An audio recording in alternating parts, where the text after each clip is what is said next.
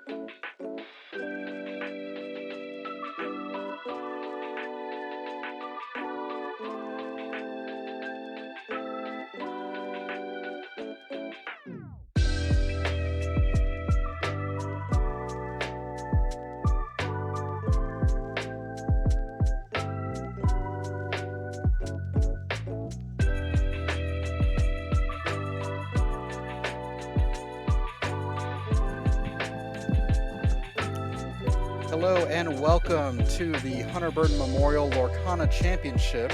We are going into round 2. I'm your announcer, Sir Ashtown, and joining with me from the Illumineers is Liam. Hey, Liam. Hello. We're so glad to be here today to support the Hunter Burton Memorial Foundation and to raise awareness of suicidal ideation in the gaming community.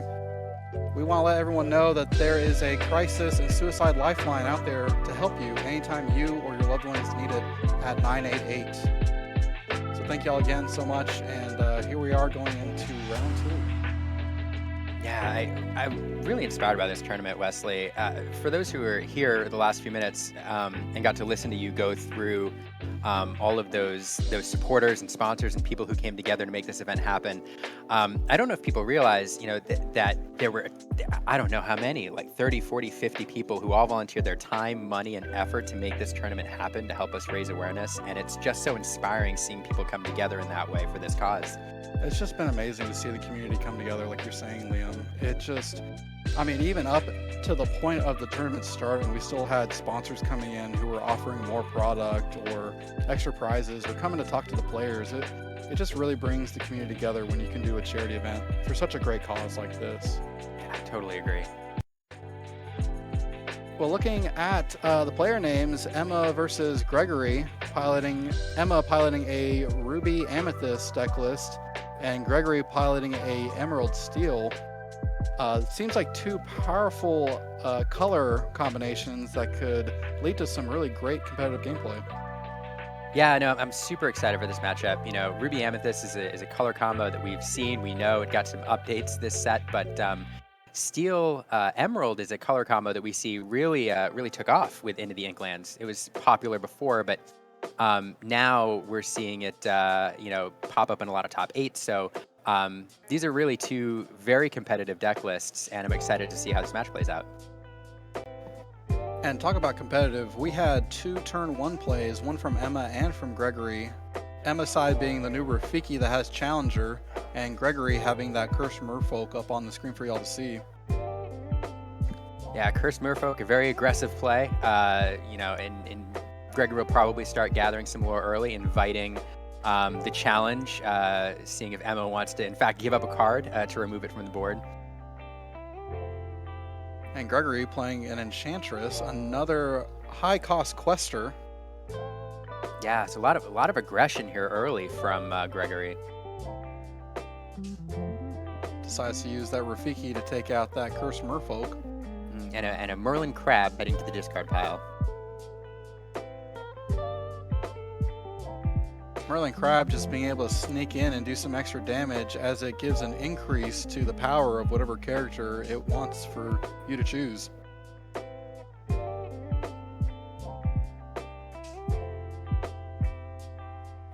Emma using that Chernobog's follower to decide to quest and decides not to banish it to draw a card. A lot of players have been opting not to do that, especially when they know that their opponent isn't playing any rush characters.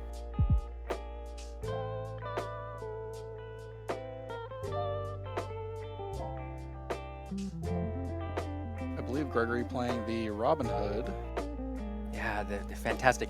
I never remember the actual subtitle for this card, the characterization. I always remember the artist, though. Nuka does a fantastic job with this card. He can just sneak in there to deal that one extra damage that you need in order to do whatever you may to get rid of the character that's on board. And forcing Emma to make a decision because Chernobog's minion's sitting there with 1 willpower, a prime target for that Robin Hood. And there goes Chernobog's followers removing the Enchantress while Emma has the chance to do it before that Robin Hood goes to work. That's something that a lot of players try.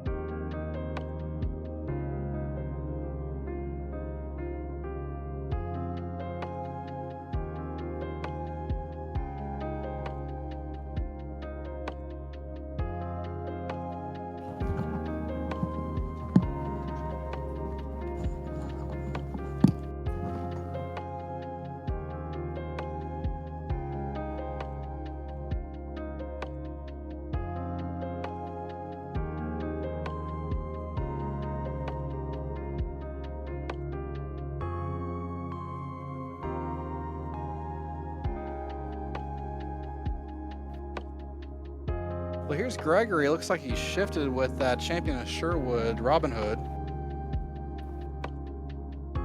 Yeah, it's such a good card. And they're a whole new world. Gosh, I mean, so it's definitely one of the things that made Steel really take off this format. The whole new world. Steel has a lot of 5-cost shift cards that can come out very early and allow you to sing a whole new world well before turn 5. Now this one being sung on turn 5, but it just, gosh, those shift targets, Robin Hood, Beast, etc., are just so good in this color combo.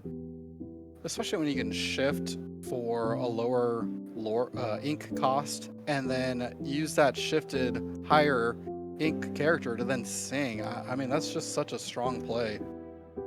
Yeah, A Whole New World is a fantastic card anyway, but there's is such a monumental difference between being able to sing it and play it.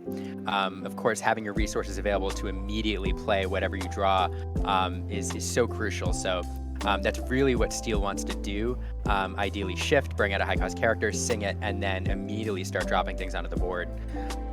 It's just a fantastic. A Whole New World would be amazing anyway. The fact that it's a song just makes it incredible. And talking about shift characters, Gregory playing that new morph card from Into the Inklands from Treasure Planet, really fitting that it has the ability to turn into really any character in Lorcana, as he did in the movie, able to shift or transform, I should say, into any character. It really is a flavor win, isn't it? That's great. And here's Madame Medusa hitting the board, really able to take out troublesome characters like Beast that has the three power, and we see it taking out that really hard to deal with Robin Hood.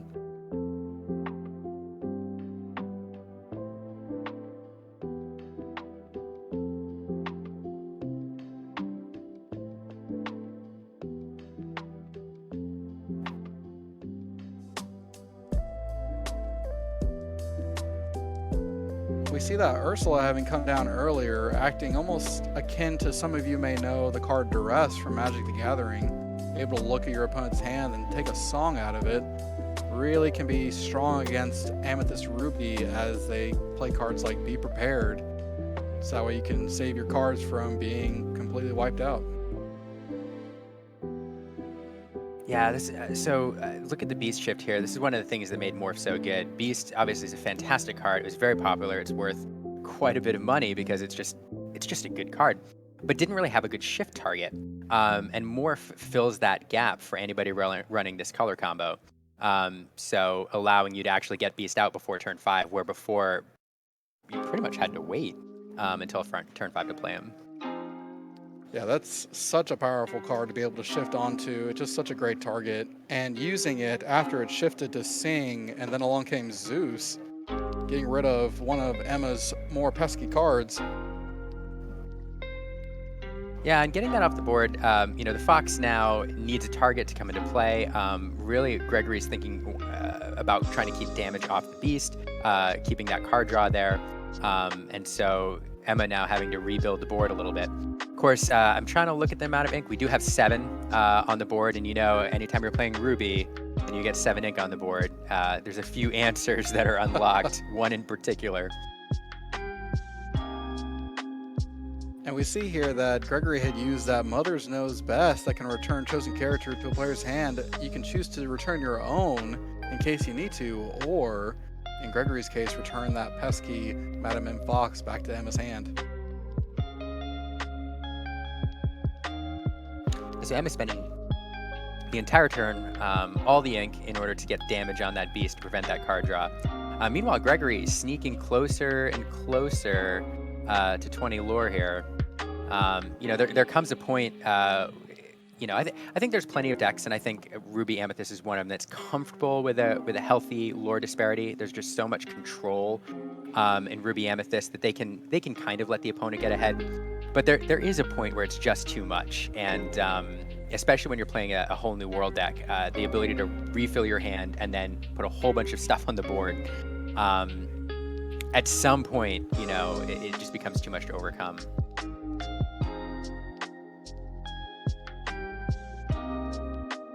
Emma ending her turn playing a Merlin Crab, having no target, but was able to earlier in the turn take out that Beast with a Madame Mim Fox. Gregory choosing to use Smash to take out Emma's Crab. Having a clean board on Emma's side, that way Gregory's safe to go ahead and quest.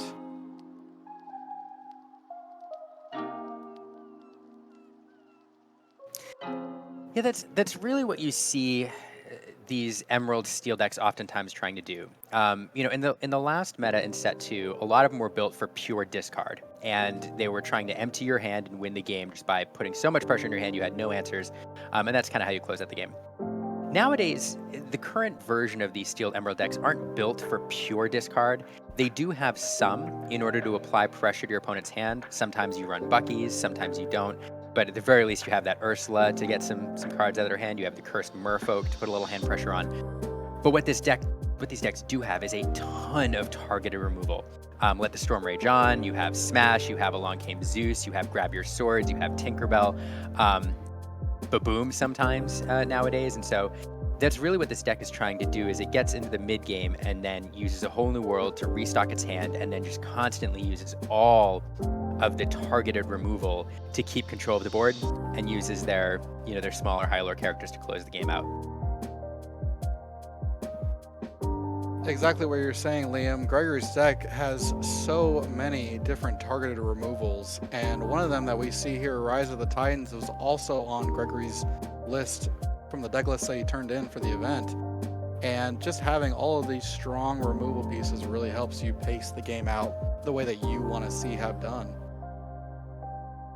Talking about targeted removal, there's a big one from Emma with that Maleficent Dragon.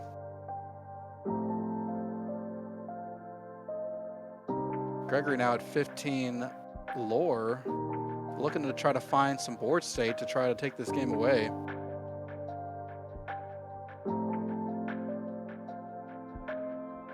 There's Emma with a Maleficent trying to draw more cards to find answers, and we see 2 spellbooks in play. Yeah, Spellbook is Spellbook's just a great endgame card for this deck. So you see them run, I don't know, I'm gonna guess 50% of the time now in Ruby Amethyst. Some decks run them, some decks don't. But against a control deck, especially getting 2 on the board, what we're looking at right now is basically a clock. 2 lore a turn if Emma wants it, with the amount of ink on the board. 2 lore a turn. So as long as Emma can do a little bit of control, keep Gregory from creeping up towards 20. I'm no math major, but what is that? 8 turns? 7 turns? About 7 turns. Here Emma goes clearing the board. And we've seen actually Emma on the 20 lore team before. She competed against our founder, Stunning Rob, at PPG Houston, and was his only loss during day 1. Emma has been an impressive player in Lorcana, and we're glad to see her here again today. Earlier, I was surprised to see Gregory playing one of those 4 Beast Relentless that he has in his deck. Really a strong card that I hadn't seen too much be played, but really great to see it here. Yeah, it is an interesting choice. You see it run occasionally. It partners well with the 1 damage Nuka Robin Hood. Damage your opponent, Beast Readies. It's used for board clear, but it also serves as a singer for a whole new world or Grab Your Swords.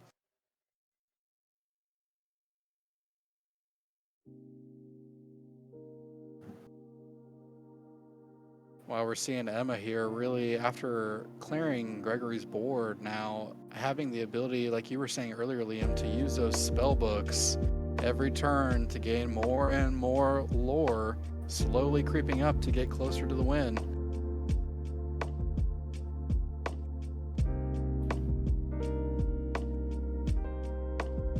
Gregory left now with only 1 card in hand. Plays the new Rise of the Titans to banish an item, one of Emma's spellbooks.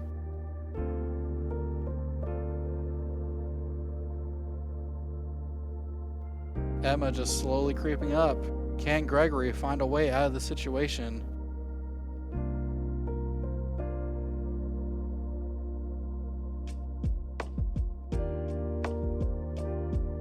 Seeing a Cusco come down. That looks to be game 1. And that is game 1, you're right.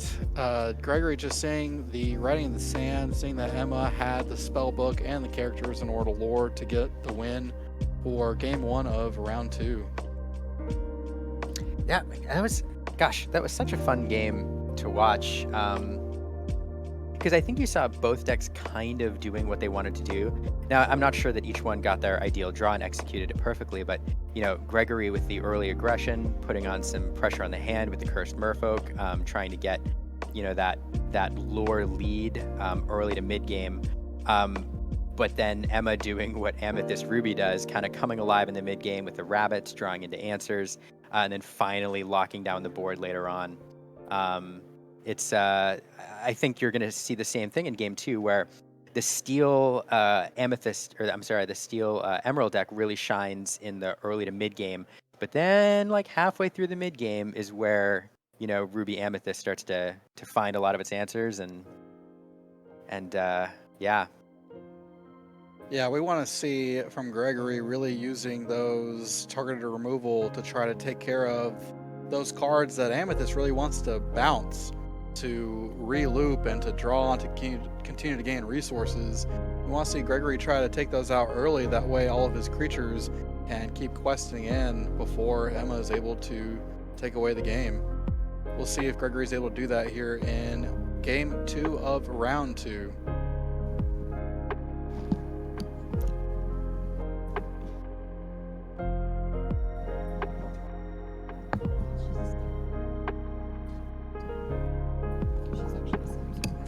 Oh, here we go. We're doing a headset handover. Oh, perfect. So exciting. This is a schnazzy setup. 20 Lore Pro does it right. Yeah. I'll tell you what. They've got they know how to run a tournament for sure. It's true. And we so appreciate them having us here. Yeah, we're really honored to get to join in on this amazing cause today. It's just such a special way and an amazing way that Lorcana can bring people together and make a difference. So I totally agree. thanks 20 Lore Pro for having us out. Yeah. It's great. Yeah, so for those watching, I'm Aaron. I'm not Aaron. I'm Aaron. I'm Liam.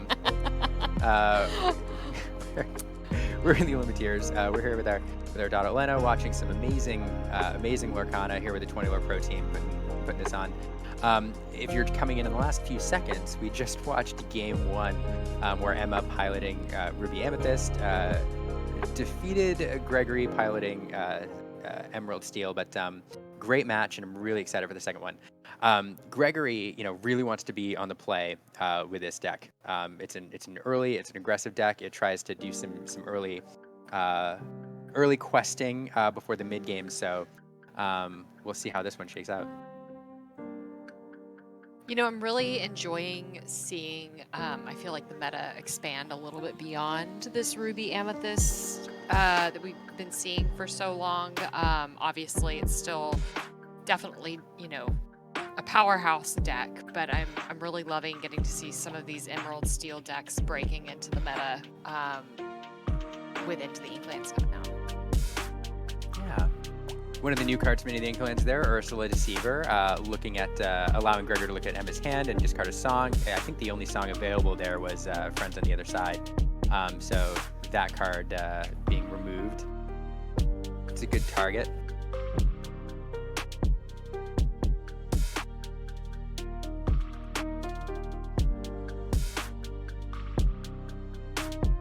I have to say, I'm loving all of the Ursula cards that we got to see in this Into the Inklands, especially the Enchanted that we got to see between Nicholas Cole and John Loren. It's all of this artwork is so incredible. For those of you who might not watch our channel regularly, we're very big into the art, and so I'll probably keep saying like, "Ooh, such pretty card." Yeah, one of the things that makes, by the way, I completely agree. But one of the things that makes Ruby Sapphire such a good deck is it does have an aggressive line of play. It doesn't have a lot of high lore early, unless you're running the Minnie Mouse, which I don't think Ruby Sapphire or Ruby Amethyst? Sorry, you said Ruby Sapphire. Oh, Ruby Amethyst, sorry. My bad. You all know what I meant. Unless you're running the Minnie Mouse, which is a 2-lore character, early game, that's a more aggressive line of play, which I don't think Emma is. But if left unchecked, there's plenty of early lore characters that can do some work and try to keep you in the game against an aggressive deck. Here, the Fox being used to take out the Enchantress, another high lore early cost character or early game character.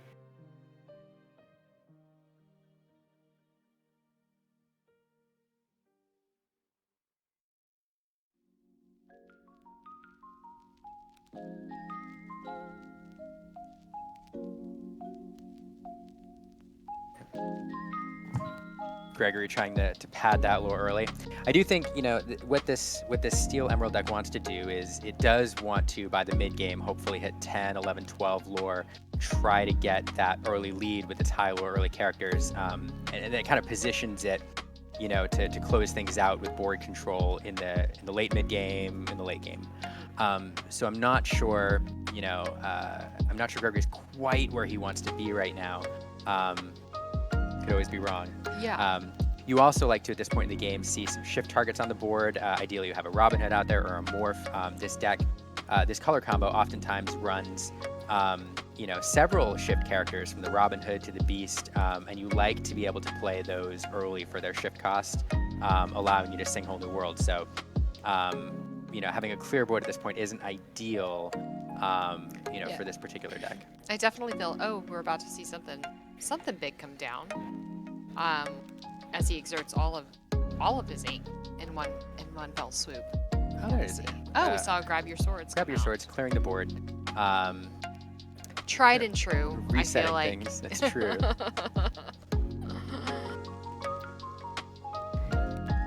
That's true.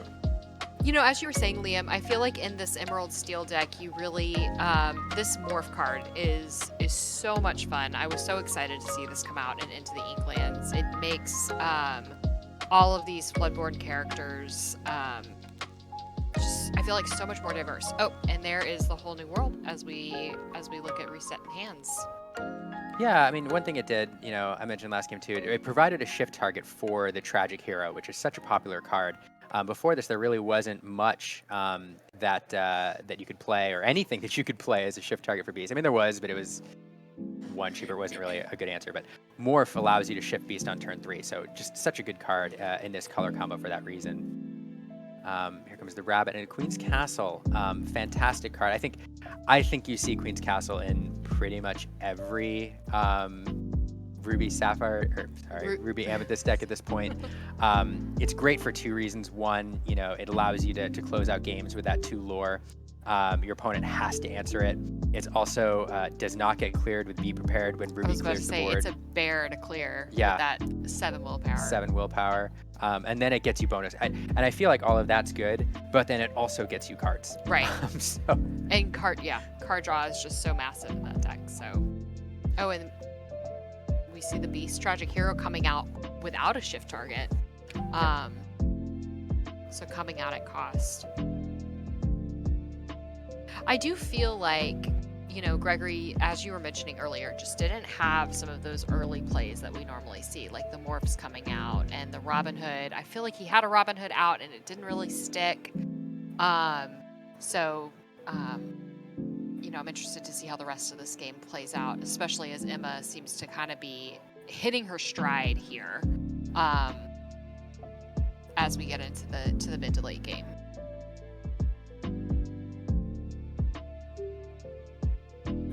The Lady Tremaine coming out too is such. Whenever I see the Lady Tremaine come out, kind of mid to late game, I always brace myself because I feel like we're kind of getting close to the end.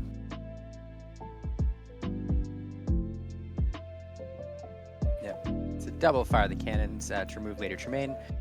Get that 2 lore off the board, and then also 2 lore plus 1 card draw with that Queen's Castle out there. So, Liam, what do you think is kind of going through Gregory's head as, he does have just such a clear board and really has this entire game? What do you kind of think is going through his head right now? I mean, Gregory's not out of the game. A Whole New World, allowing him to restock his hand and provide all the removal we talked about before, allows him to kind of answer anything Emma puts on the board. The problem, though, is twofold. One is you really want to get a high-cost singer to stick. You need something on the board, not only to maybe sing a few things, but also to take care of that, that location there. But really sing a Whole New World. This deck can draw into a ton of different songs, a ton of different actions, and if you can sing a Whole New World, then you can play them immediately, and you have, clear the board. Without being able to sing it, it's a little bit harder because you're expending most of your resources to draw into those answers and then leaving Emma with a handful of cards to play immediately. So there are answers, it's just tough.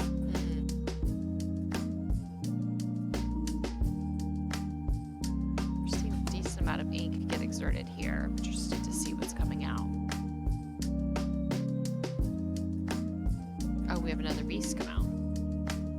Yeah, and there it is, passing the lore gain from the Queen's Castle. Will finish it out. So, yeah, I think probably not the best draw for Gregory. This is a good deck.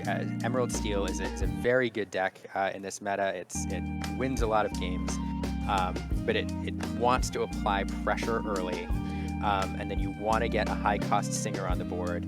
Start leveraging that Singer to sing a whole new world very early, allowing you to either go wide with small characters or draw into that targeted removal. And it's just hard.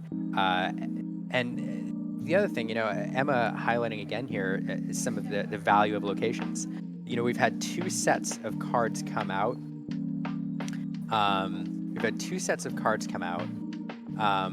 With targeted removal for characters, right? Cards that deal damage to characters or cards that banish characters. We've had 1 set come out of targeted removal for locations. So there's not very much of it. There's Along Came Zeus, and then the Titans card. It's Olympus is that way. I forget what it's called, but so when your opponent manages to stick a high willpower location on the board, I mean, really the biggest answer for it is characters on the field. And when you're playing a control deck that can remove those answers, and just have that one location stick around for 2, 3, 4, 5 turns, it's just difficult. It's just difficult.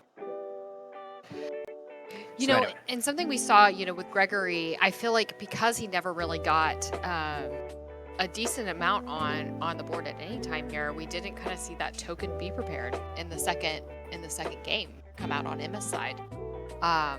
So it was a really, I feel like this last matchup was kind of interesting. Yeah, it was. Anyway, two great decks. Two very good players. I think Gregory was able to play his game plan a little bit better the first game. I would venture to guess too. Again, this aggro deck or the more aggressive decks benefit so much more from being on the play. I think had we had Gregory on the play that first game, we may have been better. So anyway, I think we're going to step away for a little bit. We're between rounds right now. We're going to get a little food. If you're watching right now, thanks so much for watching. Thanks to 20 Lore Pro and everybody for putting this on. I invite you, take a look at the Hunter Burton Memorial website. It provides the story of this organization, this foundation, what this tournament is. While you're waiting for the next round to begin, don't go anywhere. It's going to be fantastic. But take a look at the website. Take a look at what Hunter Burton is. And we appreciate you being here. So thanks so much.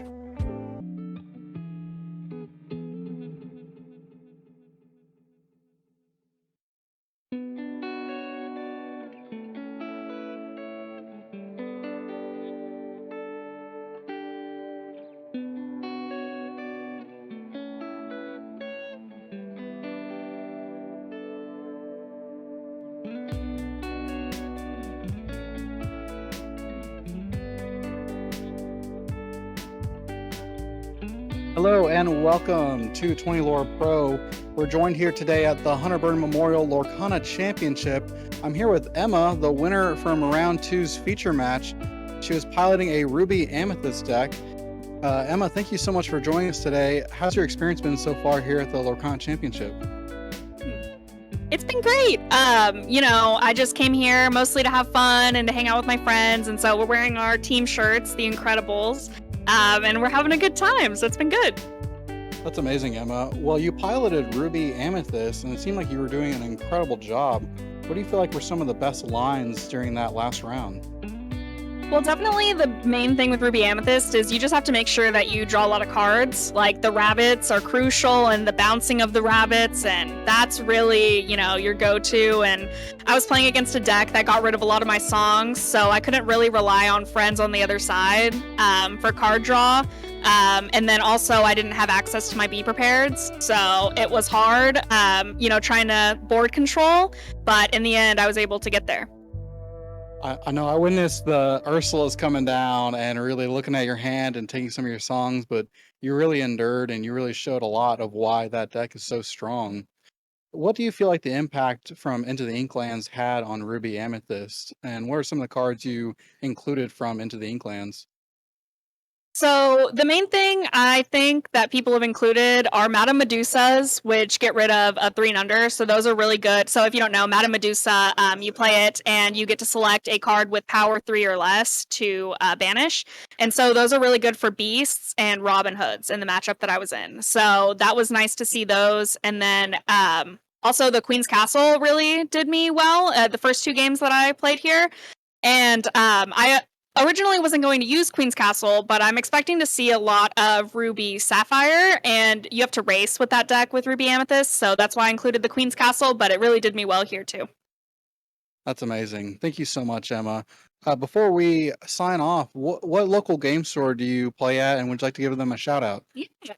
So I play 2 stores. On Tuesdays, I play at Eclipse, Cards and Hobby, and love them. And then on Thursdays, I play at Sci-Fi Lake Worth. So. Well, thank you so much, Emma, for coming today to the first ever Hunter Burton Memorial Lorcana Championship. We hope to see you in further rounds and hopefully into the top 4. Thank y'all so much for watching on Twitch. Can't wait to see y'all in the next round, and we will see y'all later.